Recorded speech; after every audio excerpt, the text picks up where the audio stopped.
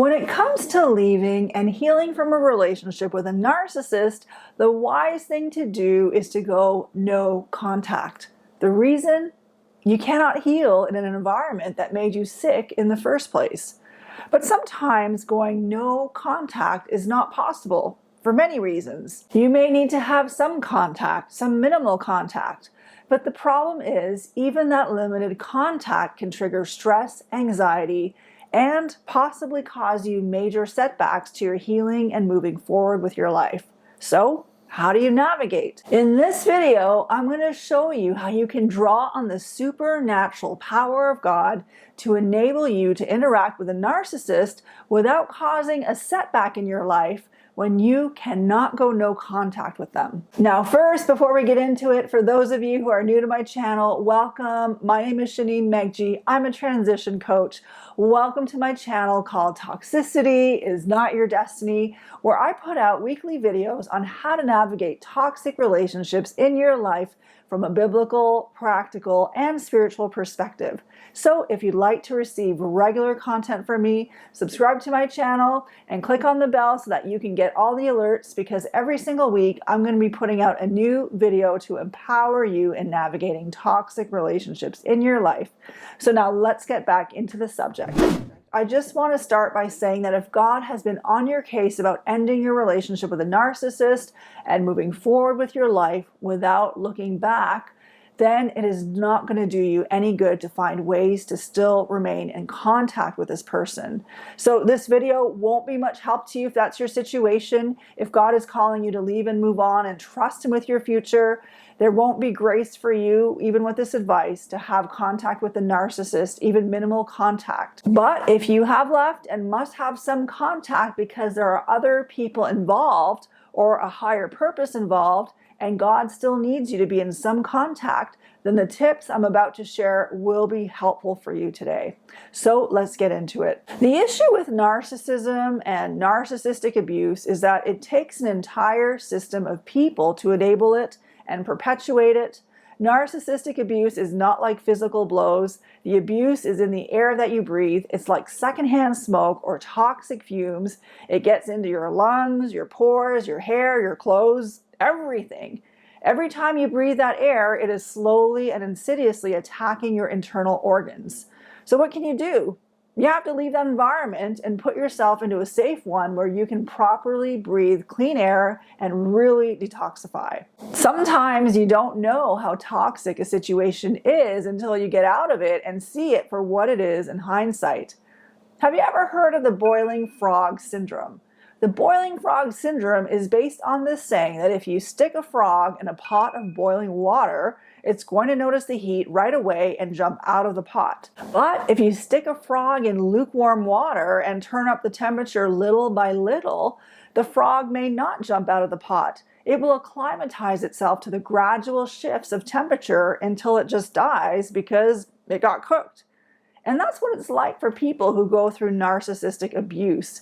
Just like the frog in boiling water, the toxicity levels may go up and up and up in subtle, insidious ways, and we have just adjusted to the changes and deem them as normal. It's only when we're out and in the new and healthy environment that we begin to see the toxicity for what it really is. So as I mentioned, detoxifying means getting out of the old toxic environment in every way possible. It is really no contact. So if you can move far away so you have less physical contact and start your life over, that would be the best. But what if you have to maintain some contact because of the circumstances you're in? Here's the deal. The key is this. You must treat the environment you're in with a narcissist like a toxic zone. So what do you do before entering a zone with chemically toxic fumes? You have to have on all your protective gear. You might need a respirator or chemical resistant gloves or a hard hat or safety glasses or a face shield or steel-toed boots. And that is the gear you need in the natural. But what would that gear look like in the spiritual when you're dealing with spiritual or emotional toxicity?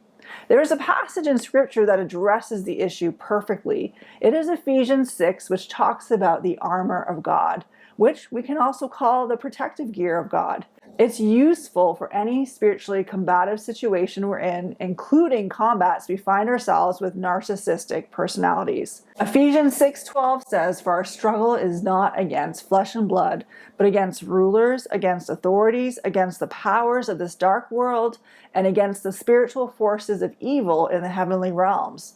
Therefore, put on the full armor of God, so that when the day of evil comes, you may be able to stand your ground." When you are dealing with a narcissist, someone who has embedded narcissistic traits into their personality so deeply that you cannot separate their identity anymore from their actions, then you are also dealing with demonic forces. This is not merely flesh and blood that you're dealing with. You are in a war zone with demons. And if you'd like to understand more about the demonic spirits behind narcissism, I would highly encourage you to watch my video on the demonic spirits behind narcissism. Now, if your narcissist is not safe and can become violent or extremely vindictive, I would recommend that you do not engage in a war with them. It is better to go no contact, to stay under the radar and let God deal with your narcissist while you focus on healing and rebuilding your life. But if your life is not in danger and you must interact with them, here is how you can empower yourself so that you are the head and not the tail, so that you have the upper hand and you are not the one being bullied or being walked all over like a doormat. To start, spend time with God, read Ephesians 6 and pray it over yourself often, daily if you can, and before every interaction you have with a narcissist. Next, you're going to put on the armor of God, which is your protective gear in the toxic environment. So, what does putting on the armor of God look like according to Ephesians 6? The first thing, you must make up your mind that when you interact with the narcissist, you are going to do it from a position of strength. Ephesians 6:10 says, "Finally, be strong in the Lord and in his mighty power. Put on the full armor of God so that you can take your stand against the devil's schemes." So if you are feeling vulnerable, empty, sad, hurt, depressed, mourning, or grieving, or negative, you're not in a position of strength. You are susceptible to being attacked and having a setback. You're vulnerable to having your wounds and weaknesses exploited. So if you find yourself in this state, be sure that you make yourself strong in the Lord first before you have any interaction with a narcissist. David is a perfect example of someone who did this when he found himself in a war zone. He was in the lowest valley of his life because he lost his wife, his kids, his livestock, and his own men turned against him. The scriptures say that in that place, David strengthened himself in the Lord. So how do you strengthen yourself in the Lord? Being strong in the Lord means to internalize his promises. That means reading them and meditating on them. It is to be rooted in his love. And that means recalling all the ways that God has shown his love and his goodness to you. It is about internalizing all that, remembering that, internalizing what his word says about his love for you. It is about knowing his goodness and trusting that his intentions towards you are good. It is knowing that God is on your side and nothing or nobody can shake you or displace you from where God has you. It is also knowing God's power and his ability to protect you and take care of you no matter what the narcissist does. When you have strengthened yourself in this way with God, then the narcissist has no power over you because you're no longer afraid of them. Your trust is in God. No matter how the narcissist behaves, you know that greater is he that is in you than he that is in the world.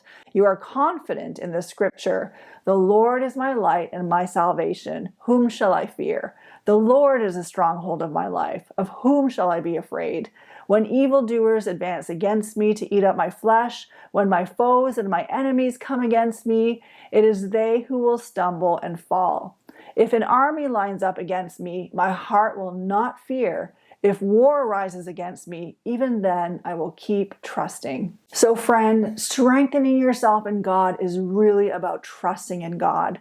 So if you have to interact with a narcissist, make sure that you are strengthening yourself this way, praying, spend time in his word, remember his promises and goodness in your life. Do all these things first before you interact with a narcissist, because remember, it is like entering a toxic zone. The second piece of armor, and the second thing to do according to Ephesians 6, is to wear the belt of truth around your waist. So what does that mean? It means that you are committed to the truth and you will not deviate from it. You are cultivating truth within yourself, so it is how you operate, because truthfulness is what pleases God. The Bible says, "Behold, you desire truth in the inward parts, and in the hidden part you will make me to know wisdom."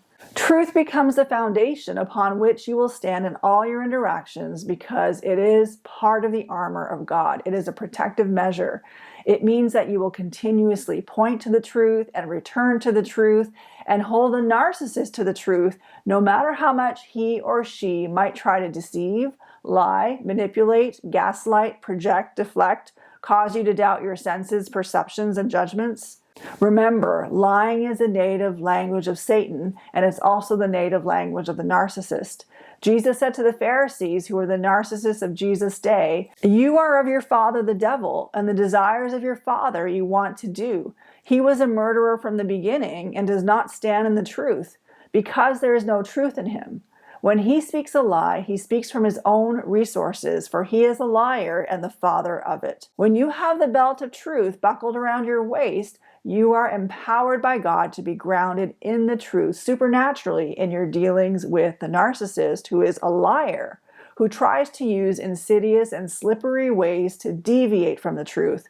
But when you are in Christ, wearing the armor of God, the narcissist has no power to sway you out of what is true and what is reality, and to bring you into confusion or a fog or a second guessing or questioning yourself. You are walking in God's supernatural strength. And remember, he has not given you a spirit of fear, but of power, of love, and a sound mind. The third thing you must do, according to Ephesians 6, wear the breastplate of righteousness. What is the breastplate of righteousness? It is the armor that protects your heart. How do you wear that armor? It is really by walking uprightly and morally. It is endeavoring to walk with the attributes of Jesus Christ. In other words, you choose to walk in the opposite spirit of narcissism.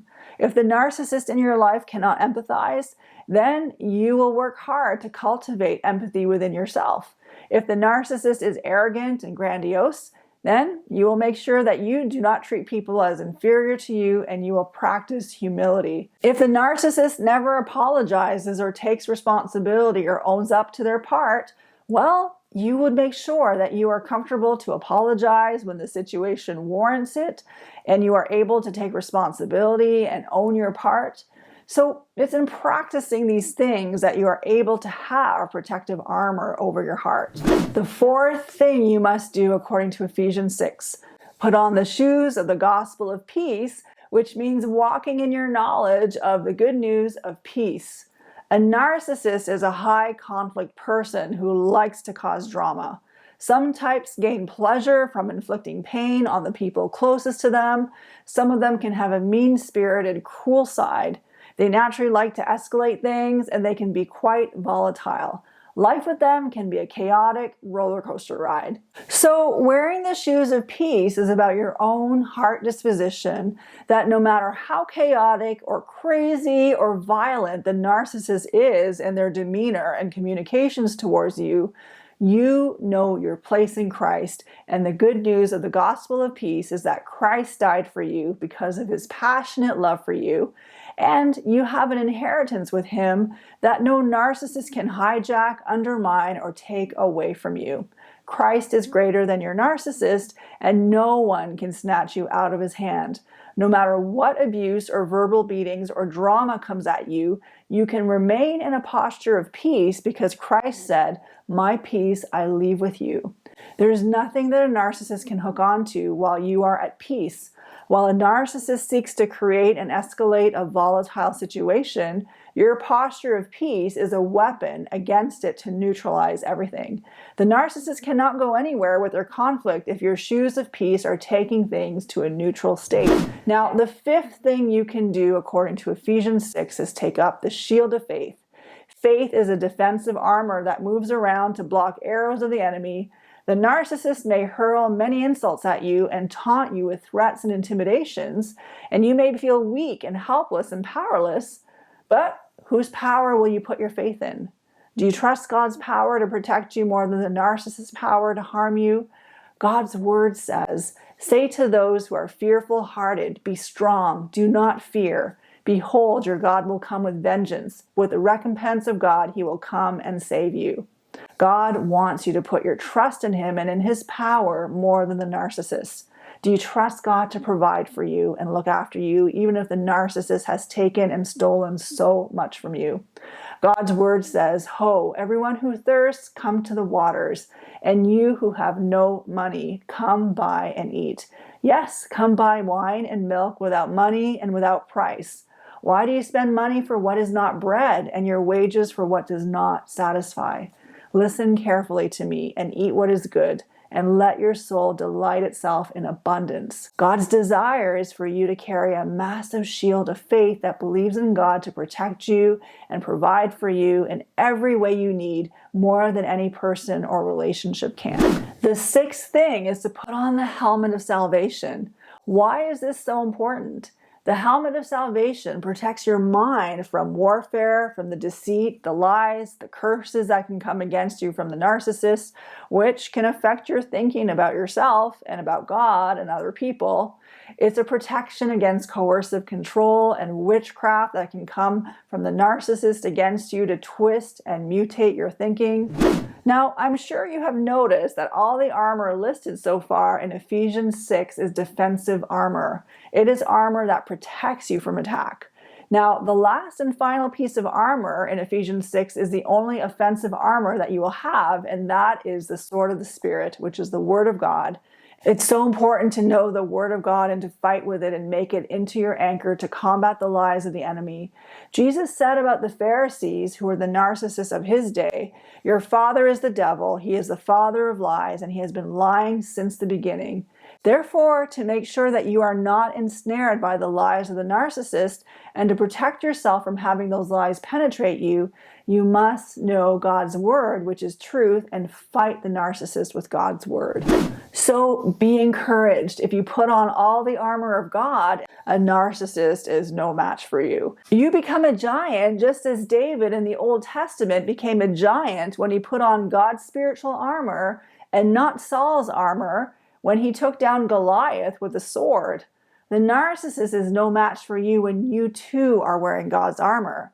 David said to the Philistine, "You come against me with a sword and spear and javelin, but I come against you in the name of the Lord Almighty, the God of the armies of Israel, whom you have defied."